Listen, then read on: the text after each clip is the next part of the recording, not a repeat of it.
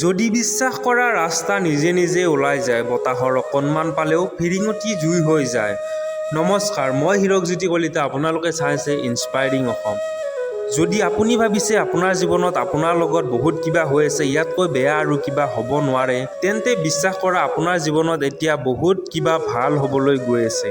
এবাৰ এজন ৰজাই নিজৰ প্ৰজাবিলাকৰ পৰীক্ষা ল'বৰ কাৰণে ৰাস্তাৰ ঠিক মাজতে এটা ডাঙৰ শিল থৈ দিলে আৰু ৰজাই অলপ দূৰত গছ এডালৰ তলত কোনেও নেদেখাকৈ বহি থাকিল। তেওঁ জানিব বিচাৰিছিল কোনে বাৰু আহি শিলটো ৰাস্তাৰ মাজৰ পৰা উঠাবলৈ যত্ন কৰে। মানুহে ৰাস্তাৰে অহা যোৱা কৰি আছিল। কোনোজনে ৰখি অলপ সময় চাইছিল আৰু কাষেৰে পাৰ হৈ গৈছিল। কোনোজনে আকৌ ৰজাক গালি দিছিল যে চোৱা, আমাৰ দেশৰ ৰজা কেনেকুৱা, দেশৰ ৰাস্তা পদূলিৰ অৱস্থা, ৰাস্তাই ঘাটে শিল পৰি থাকে। তেনেতে এজন খেতিয়কে সেইফালেৰে পাৰ হ'বলৈ আহিছিল। তেওঁৰ মূৰত এটা পাচি আছিল। শিলটোৰ ওচৰ পাই তেওঁ পাচিটো মূৰৰ পৰা নমালে আৰু শিলটো আঁতৰাবলৈ যত্ন কৰিলে। শিলটো বহুত ডাঙৰ আছিল।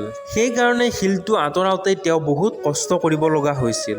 শিলটো আঁতৰাই আকৌ যেতিয়া পাচিটো মূৰত ল'বৰ বাবে আগবাঢ়িল, তেওঁৰ চকুত পৰিল এখন মোনা।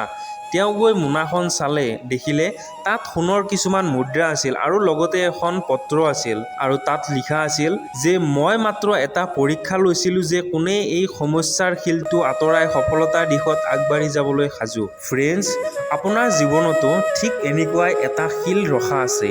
শিলটো আঁতৰাবলৈ আপুনি যদি চেষ্টা কৰিছে তেন্তে বহুত ভাল, কিন্তু যদি চেষ্টা কৰা নাই তেন্তে আপুনি ভুল কৰিছে। আজি নহ'লে কাইলৈ শিলটো আঁতৰিব আৰু তুমি সেইটো পাবা যিটো তুমি বিচাৰি আছা।